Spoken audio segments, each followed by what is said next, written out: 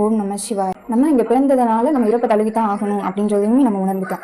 அப்போது இந்த உணர்தல், இந்த பிறந்துட்டா இறந்தாகன்ற உணர்தல் நமக்கு எப்போ அதிகமாகுது அப்படின்னா, நம்மளை சுற்றி நிறைய இறப்பு செய்திகளை கேட்கும்போது, நமக்கு தெரிஞ்சவங்க தெரியாதவங்க நிறைய உயிர்கள் போய் கொண்டிருக்கும் போது நமக்கு இந்த கேள்வியும், இதுவே நம்ம அதிக துன்பத்தில் இருக்கோம், நம்மளாலேயே வாழ முடியாத விஷயங்கள் கஷ்டங்கள் எதுவும் இல்லை, ஆனாலும் நம்ம மன சங்கடத்தில் உடல்நிலை சரியில்லாமல் இல்லை ஏதோ ஒரு இழப்பில் நம்ம வாழ்ந்துட்டு இருக்கோம்னா, ஒரு சில இறப்பெல்லாம் பார்க்கும்போது நமக்கு சந்தோஷமாக தான் இருக்கும்.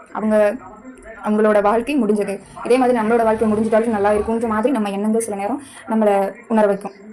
சில பேர் மட்டுமே ஒரு குழந்தை பிறந்துட்டாங்க அப்படின்ற செய்தியை கேட்டு கவலைப்படுவாங்க. அதாச்சும் பிறந்த நாள் கொண்டாடுற வழக்கம் இருக்குது. ஒரு குழந்தை பிறந்துட்டு அதை அவ்வளோ கொண்டாடுவாங்க, ஆண் குழந்தையா பெண் குழந்தையான்னு கேட்டு அவ்வளோ சந்தோஷப்படுவாங்க. ஆனால் சில பேருக்கு இந்த குழந்தை பிறந்துட்டாங்க அப்படின்ற செய்தியை கேட்கும்போது தனக்கோ இல்லை வேறு யாருக்கோ, தன்னுடைய உறவினர்கள் யாருக்கோ குழந்தை பிறந்துருச்சுன்னு கேட்கும்போது அவ்வளவு மன வருத்தமாக இருக்கும். அதை பார்க்கும்போது நம்மளோட மன என்ன ஓட்டங்கள் தவறாக இருக்குன்னு இந்த மாதிரி விஷயங்களை கேட்கும்போது மற்றவங்க நம்ம கிட்ட சொல்லுவாங்க. ஆனால் இது ஒரு ஞானம் மட்டும்தான், வேற தவறான விஷயங்கள் எதுவும் கிடையாது.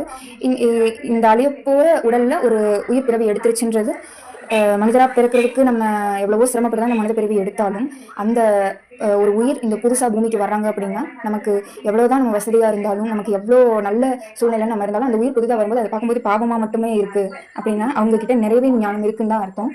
இதுவே ஒரு இறப்பு நடக்குது, தன் சார்ந்தப்பட்ட நபர் இல்லை அப்படின்றதால நீங்க சந்தோஷப்படுறீங்க, உங்க சார்ந்த நபர் கிடையாது, அவங்க உங்களோட உறவினர் கிடையாது, ரத்த சொந்தம் கிடையாது, அதனால அந்த நபர் இறப்புக்கு உங்களுக்கு வலிக்கல அப்படின்னு மற்றவங்க சொல்லுவாங்க. ஆனா தன்னுடைய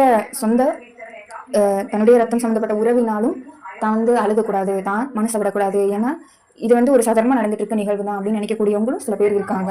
அதுவுமே ஞானம் தான். அதை பார்க்கும்போது நமக்கு ரொம்ப வெறுப்பா இருக்கு, இவங்க என்ன மனிதர், இப்படி ஒரு இறப்பு நடந்திருக்கு, கல் நெஞ்சா இருக்காங்க அப்படின்னு சொல்லி. ஏன்னா அவங்களுக்கு முன்னாடியே தெரியும் நம்ம எந்த அளவுக்கு அன்பு வைத்தாலும் ஒன்று இங்கே நடக்க போறது இல்லை, எல்லாமே பிறந்து உடல் எடுத்தாச்சுன்னா அதுக்கு இறுதின்ற ஒன்று இருக்கதான் போகுது அப்படின்றதுதான் ஞானம் பெற்றுக்கொண்டு இருக்கக்கூடியவர்களோட ஒரு எண்ண ஓட்டமா இருக்கு. அப்போ இந்த மாதிரி எண்ணத்தை வச்சுட்டு நம்ம ஏதாச்சும் ஒரு வேலை செய்ய முடியுமா அப்படின்னு கேட்டால் ரொம்பவே சிரமம் தான். அதாவது ஒரு கடினமான சூழ்நிலை வந்துட்டாலே தான் எதுக்கு இதை செய்யணும், தான் எதுக்கு இந்த பூமிக்கு வரணும், இறப்பதற்கு முன்னே இவ்வளவு சோதனை, ஏதோ எப்படி பிறந்தோம் தெரியல, பிறந்தாச்சு, இறைவனை வழிபடுறதுக்கு பிறந்தோம்னு சொன்னா மட்டும் கொஞ்சம் மனசு சாந்தம் அடையும். அந்த ஒரு காரணத்துக்காக நம்ம பிறந்திருக்கோம், அடிக்கடி நம்ம மனதை நம்மளே சமாதானப்படுத்திக்கலாம். அப்படி நம்ம ஏன் பிறந்தோம் அப்படின்ற கேள்வி நிறைய. இங்க சந்தோஷம், மகிழ்ச்சி, கொண்டாட்டம், பேரானந்தம் போன்ற விஷயங்களுக்கு இங்க இடம் கிடையாது. ஏன்னா மாயை என்று தெரிஞ்சவங்க இந்த மாதிரி அதிக கொண்டாட்டம், மகிழ்ச்சி, இந்த மாதிரி அந்த பேராசை இந்த பக்கம் போக மாட்டாங்க. அந்த மாதிரியான ஞானம் பெற்றுக்கொள்ளக்கூடிய நபர்களுக்கான எண்ணம் என்ன அப்படின்னா, ஒரு அமைதி, ஒரு நிம்மதி. வெளியில இருந்து வேணாம், எனக்குள்ள நானே அமைதியாக தான் இருக்கேன், ஆனா இந்த சூழ்நிலைகள், இந்த வேலை, இந்த படிப்பு, இந்த மாதிரி விஷயங்கள் என்னை துன்பப்படுத்துது, நோய், கடன், இந்த மாதிரி விஷயங்கள் என்னை துன்பப்படுத்துது அப்படின்னு சில பேர் நினைக்கலாம்.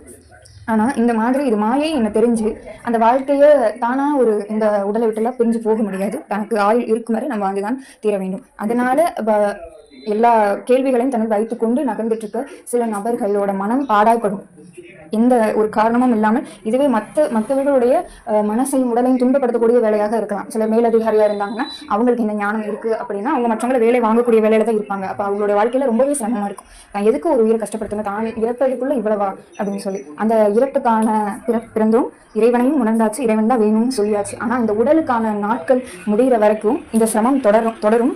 ஆனால் இது தொடராமல் இருக்க சில வழிகள் வேணும் அப்படின்னா நம்ம செய்ய வேண்டியது, இந்த வேலையில சாதிக்கணுன்ற எண்ணம் கிடையாது, பரிசு பண்ணி பாராட்டு பண்ணி எதுவும் கிடையாது. ஏதோ நமக்கு இறைவன் மேல உள்ள அன்பால இறைவனுக்காக நான் செய்யறேன்னு சொல்லி எந்த வேலையுமே நம்ம செய்யலாம். இப்போ ஒரு படிக்கக்கூடிய மாணவர்களே சிலருக்கு இங்கே ஞானம் வந்துடுது. அப்போ அப்படிப்பட்டவங்க எதுக்கு நான் இவ்வளோ கொடுமையான விஷயங்களை படிக்கணும், இதை படிச்சு நான் என்ன செய்யறது, இறைவனை பற்றி நான் இறைவனை புகழக்கூடிய விஷயம், உதாரணத்துக்கு சொல்லணும்னா தேவார, திருவாசகம் போன்ற பதிகங்களை நான் பாடுறதுல பலன் இருக்கு, இந்த மாதிரி விஷயங்களை நான் ஏன் படிக்கணும் அப்படி கேட்கக்கூடிய மாணவர்களும் இப்பவே செய்கிறாங்க. அப்படிப்பட்டவங்களுக்கான கேள்விகளிலிருந்து வெளிவருவதற்கு செய்ய வேண்டியது, ஏதோ இந்த உலகத்தை தாண்டி இருக்கக்கூடியது நம்ம எதுவும் செய்ய போறதில்லை. உலகத்திற்குள்ளேயே தான் எல்லாம் செஞ்சுட்டு இருக்கோம். இந்த உலகத்திற்குள்ளேயே நம்மளோட இறைவனும் இருக்காரு. இங்கே நம்மளோட வீட்டுல கடவுள் இல்லையா அப்படின்னு யோசிச்சு பார்த்தா நம்ம இல்லைன்னு சொல்ல மாட்டோம். நம்ம வீட்டுல கடவுள் இருக்காரு, சிலை வடிவத்திலேயோ இல்லை நம்ம மனசுலயோ கடவுள் இருக்காரு. அப்ப நம்மளோட கடவுள் இருக்கக்கூடிய இடம் எது? இந்த இடத்துல எவ்வளவு சிரமமான வேலையா இருந்தாலும் நான் செய்து அதுக்கான கொடுமையை அனுபவிச்சா கூட சரி, என் மனதை நான் விடாம நான் தொடர்ந்து செய்கிறேன். நான் யாருக்கு துன்பம் தரக்கூடாதுன்னு நினைச்சாலும் என்னுடைய வேலை மற்றவங்களுக்கு துன்பம் தரக்கூடியதாக இருக்கு. அப்படி சொல்றவங்களுமே அவங்களை எந்த அளவுக்கு சந்தோஷப்படுத்த முடியுமோ அந்த அளவுக்கு சந்தோஷப்படுத்தலாம். இல்லை முடியவே இல்லை, தான் என் வேலை அப்படின்னு இந்த மனசுல நினைக்கிறோம்ல, நம்ம மற்றவங்களை கஷ்டப்படுத்த கூடாதுன்னு நினைக்கிறோம்ல, அந்த எண்ணமே அந்த ஒரு ஆத்மாவை கஷ்டப்பட விடாது. அதனால நம்ம பிறப்புக்கும் இறப்புக்கும் இடைப்பட்ட நாட்களான இந்த வாழ்க்கை, அதாவது ஆத்மா சம்மந்தப்படாமல் இந்த உடலுக்கான இந்த வாழ்க்கை, ஆன்மீக வாழ்வு ஒரு பக்கம் இருந்தாலும் அதையும் மனதில் வைத்துக்கொண்டு உலக வாழ்வில் ஓடிக்கொண்டு உள்ளவர்களுக்கான பதிவு. நம்ம மனதையும் உடலையும் துன்பப்படுத்தாமல் நம்ம இந்த வயசுல நம்ம மனசுக்குள்ள ஒரு எண்ணம் ஓடிட்டு இது இறைவனுக்காக, நம்மளுடைய இடம் இங்க கிடையாது, நம்ம கூட சீக்கிரமே இறைவனா சேர போறோம், அதுக்கு இடையில இதெல்லாம் ஒரு சின்ன விளையாட்டு மாதிரி அப்படின்னு நினைச்சிட்டு கடந்து போய்கிட்டே இருந்தா மட்டும்தான் நம்ம துன்பப்படாம இதை கடக்க முடியும். இல்ல முடியவே இல்லை அப்படின்னா துன்பப்பட்டு கடக்க போறோம், அவ்வளவுதான்.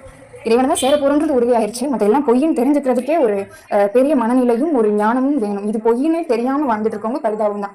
ஆனா இப்படிப்பட்ட விஷயத்தையே நமக்கு கடவுள் உணர்த்திருக்காருன்னா சில பேருக்கு தான் உணர்த்துறாரு கடவுள்.